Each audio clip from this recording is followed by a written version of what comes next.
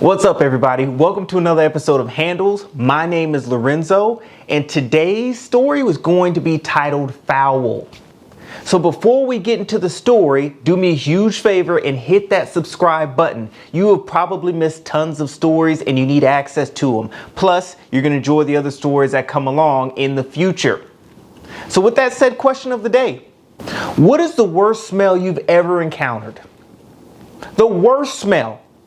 I gotta admit, I was torn at the very beginning thinking about the worst smell I've ever encountered. I was torn between two things. The first thing was, obviously, my younger sister's breath. You have no idea, is unbelievable all the time. Not just in the morning, it's unbelievable all the time. So that was number one. But then I got to thinking, and I said, nope. I'm pretty sure I remember a smell even worse than that. Everyone has a grip on life. Everybody feels like they have a handle. Afraid to share the mistakes.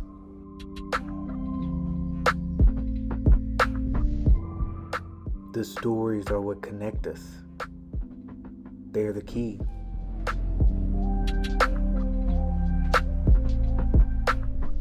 We're running out of time.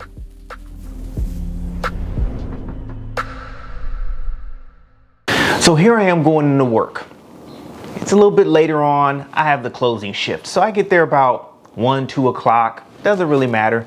Nevertheless, as soon as I walk in, the manager walks up to me. His name is Rob. And Rob says, hey, look, Lo, I need a favor from you.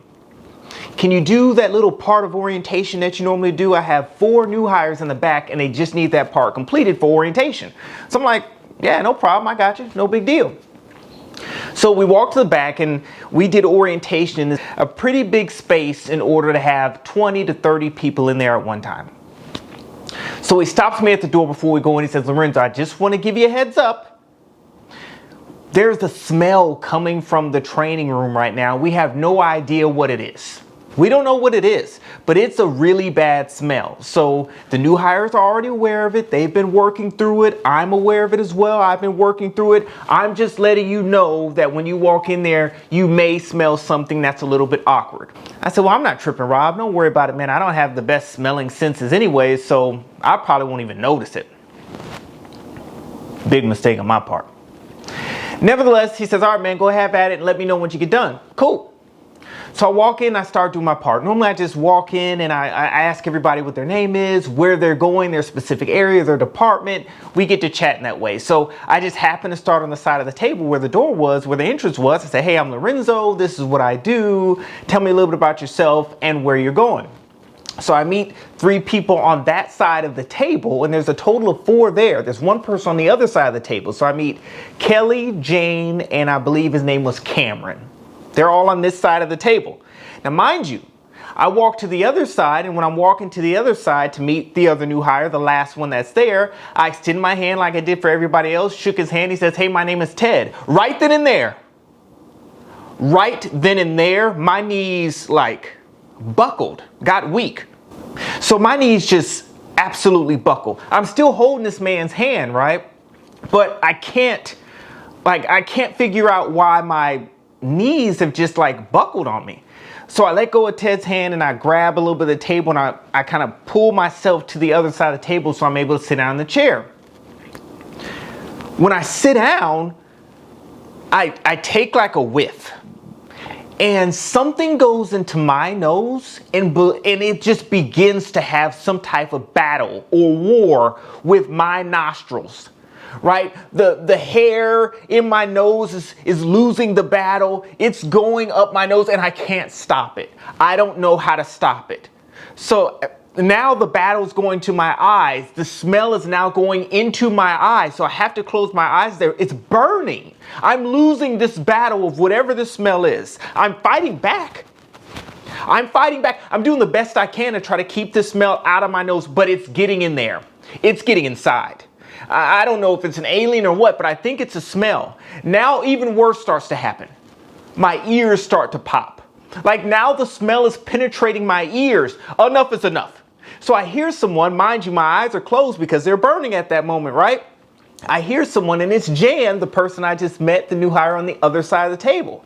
She says, "Hey, Lorenzo, are you doing okay? You all right?" I immediately say, 10-minute break. Everybody, 10-minute break. Now, everybody, enjoy it.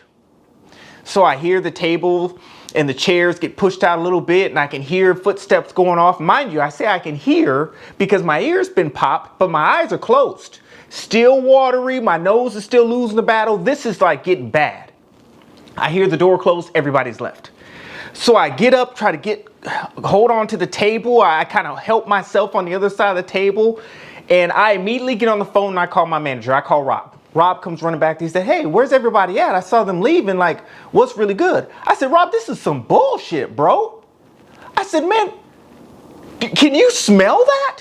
He said, "Lo, I told you at the very beginning, we haven't figured out what the smell is, but it's kind of rough. We just need you to get through this part because we have a new hire, Jan, who had to drive a pretty good distance to get here, and we don't want to send her back without the orientation completed, so we just want to get through this, and then we'll get him out the way." I said, "I get it. I get it, Rob, but this is bullshit, man. That smell that you're talking about, that's Ted, bro. That is Ted. That's one of the new hires. I shook his hand and almost lost my life. Has anybody had a conversation with this man? Has anybody told him? Has anybody brought it to his attention?" Rob's like, "No, we didn't do that because we didn't know it was Ted." I said, "Well, I'm telling you, it's Ted. And you're putting my life in jeopardy and everybody else's life in jeopardy by sitting in there with that man. This is ridiculous." I'll stop you right there, because some of you probably want to know what that smell is similar to. I'm glad you asked. So grab a pot, the biggest pot you have in the house. Maybe it's your parents' pots, maybe it's your grandparents' pot. Don't care. Whatever the biggest pot is that you can get a hold of, grab that. And I want you to start throwing these ingredients in that pot. You can start with your mother's chitlins that she made. Stir that up, throw that in the pot. Sprinkle in a little bit of the hardest working offensive lineman on your team's socks. Throw those in there. Mix it around a little bit. If that's not good enough for you, try to grab some feces and mix it with black-eyed peas, grind that up, and pour that into the pot as well. Okay? And then you can get the roadkill that you pass by on your way to work every day that still smells like skunk. Grab that off the road. Throw that in the pot. Wing it around a little bit. And last but not least, come meet my younger sister. Allow her to breathe on you. Capture that and throw that in the pot. I want you to stir it up and take a big whiff. That's what it smelled like. That's what I went through. That's what the other 3 new hires are going through as well. Hell, at this point, I'm sure even Ted's going through that. But I need a plan, and I need it quickly, because I can't just go back in there and have this conversation. This is ridiculous. I mean, I didn't make it 3 minutes in there with the man. I'm not sure how the rest of the new hires made it as long as they've been in there with him. We got to figure something out. So I go through my content. I say, okay, let me go through things I know I need to cover. Maybe I can condense this down somehow. I find a way to condense it down, so I've gone from 10 minutes to maybe 7 minutes. I'm good, right? So I get my mind together, I suck it up, I call the team back in, and we get a chance to go through the content. I did everything to the best of my ability. I thanked them all for coming out, and I was able to go to the bathroom after it was all over with and try to flush everything out of my system. Literally, nose, ears, mouth. I mean, I was still losing the battle. Not important. It was over. So I went on with the rest of my shift. Mind you, as I told you earlier, I was closing that day. So I'm minding my business. Here comes Rob again. Soon as I see him coming down the aisle, no, the answer is no. Whatever it is that you need, Rob, the answer is no. Absolutely not, as a matter of fact, no. He says, "Lo, I appreciate what you did earlier. I'm only here to let you know that you're closing tonight, and the 2 closers that were supposed to be helping you out, they both called in." Damn. So I said, "Look, Rob, man, it's a lot to close this building with just a few people in there. You got to help me out." He said, what I'm going to do is I'm going to see if I can find someone. I'm going to see if I can get any volunteers. If so, I'll come back and let you know. He comes back maybe 5-10 minutes later. He has a smile on his face. He says, I have good and I have bad news, Lo. Good and bad news. Which one do you want first? I said, screw it. My day's going bad. You might as well give me that first. He said, I'll just give it to you all at once. He said, I found a volunteer. Someone who's willing to help you close down the shop. I said, cool. Who is it? He said, well, it's Ted. I said, Ted? Ted, new hire from orientation? Nose, ears, mouth, Ted? He said, yep. Absolutely not. Thank you, but no thanks. Thank you, Ted, but no thanks. I'd rather not. Rob said, look, bro, that's all I could find. I said, well, what's the good news? He said, that was the good news. Well, hell, Rob, what's the bad news? He said the only way Ted will be able to do it is if somebody is able to take him home after work. Absolutely not, Rob. Absolutely not. You're not going to get me in that. Absolutely not. There is no way. I couldn't deal with the man in a classroom setting. You want me to put him in my car? Absolutely not. Thanks a lot, Rob, but no, no, no. Rob says, man, we got no other choice. What do you want me to do? I said, where does the man live at? He said, I don't know. I didn't ask all those questions. I just came to you to be straight up with you. I said, okay, if you can get with Ted, find out where he stays at, I might be able to make this work. Because if we're closing, it's not like he'll be standing next to me the whole time. He has to go to the other side of the building to do different things. So we're not going to be next to each other. That's no big deal. But in the car, depending on how far he lives, if he lives 30 minutes away, for the love of God, I won't make it 10 minutes. We're both going to die. I'll crash. He said, I'll find out the information. I'll get back to you, Lo. Cool. He comes back 3 minutes later with Ted. So I stop him. Hey, let's stay at a distance. Let's stay at a distance. I said, Ted, where do you live at, man? I appreciate you volunteering to help stay at night, close a little bit. I appreciate that. I'm going to try to take you home depending on where you stay. Ted says, oh, I can send you the address. We exchange numbers. He sends me the address. It's about maybe 5-10 minutes away. I'm like, that's no big deal. But I noticed it's like a McDonald's. It's close to a McDonald's or something. I'm like, well, that's what's up, because as soon as I drop him off, maybe I'll just grab me something to eat. So I'm assuming that wherever his residence is right next to that McDonald's. Cool, no problem. So I tell Rob, thumbs up, I can make it work. I tell Ted the things that he needs to do to help close, and we get it done. But I think to myself, I have to have a plan. I gotta have a plan. I can't just let Ted get in the car this way. I have to have a plan. So I figure if I roll down all the windows, blast the AC, then we may be able to make it. We might be able to get through this. And of course, limited communication. We'll be able to get through this because maybe Ted knows a faster way home compared to what I got in the GPS. We can make this work, right? I'm excited. So I call Ted to say, Ted, look, we're getting ready to leave in about 5 minutes, man. Meet me at the front in 5 minutes. He said, okay, cool. I said, be thinking, Ted, about a faster way home too, because GPS tells me this way, but you probably know some way faster. He said, okay, no problem. So as soon as I go outside into the parking lot, I said, damn, my plan goes to hell. Why, you may say? Because it's like 45 degrees outside. It's freezing, and it's never like this. It is never like, especially in Texas. But you know, in Texas, if it's past 45 degrees or anything that's under 60, it's cold. We're freezing. Man. So now I have another dilemma. Do I, A, roll up the windows, turn on the heater, and just fight through the smell and hope I can make it home safe? Or do we, B, stick with plan 1 and just consider ourselves catching pneumonia? Thought about it for a second. Said to myself, easy answer for me, pneumonia it is. So we stick with the plan. And I thought of something else. Get one of those covers I had in the trunk, flap that bad boy open and put it over the passenger seat. See? So I go out to the car and I do all that, right? Nose is already running because it's cold as hell outside. But you know what? Got the cover out there, cracked off all windows, popped the sunroof, blasted the AC. I think I'm ready. So I drive to the front and I'm shaking, right? I'm shivering because it's cold as hell outside, right? I'm making myself even colder, but I'm shaking. I get Ted, say, Ted, hop on in, man, hop on in. Ted hops in the car. We get to driving. I asked Ted, hey, do you have a quicker way home? He says, nah, it looks like, man, that's the way I go all the time too. I said, all right, no big deal. You can imagine the drive was extremely painful, but it was quiet. We didn't say much, wasn't much to talk about. Of course, I'm working on my breathing. I told you about my 35 seconds, but I've been doing a little smoking at that time, so it was down to 30 seconds. So I'm pacing myself, hoping that I hit no lights, hoping that I just pass through these stop signs, hoping that no cops see us, but I'm gonna get us there. I'm determined. We get there. We get to this McDonald's, and I'm like, so where's the crib? Where's your house at?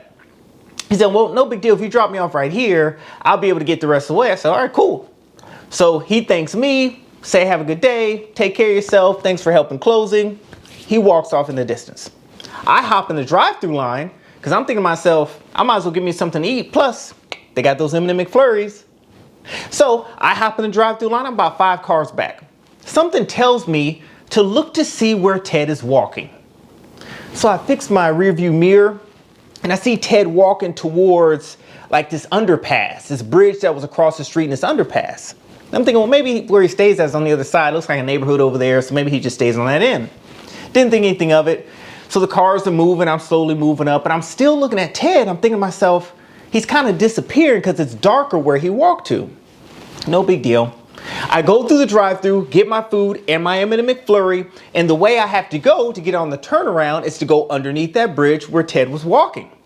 So I get to a light where that bridge is, and I see a tent or some type of, it looks like maybe some type of man-made box, or there's something over there that just looks pretty big. But I can see that there's feet over there too, like multiple sets of feet. So as I hit the gas going through the light, I see those shoes. I know those shoes. Those are Ted's shoes. And I see 2 other guys with them. And they're underneath this bridge in a tent. And it hits me.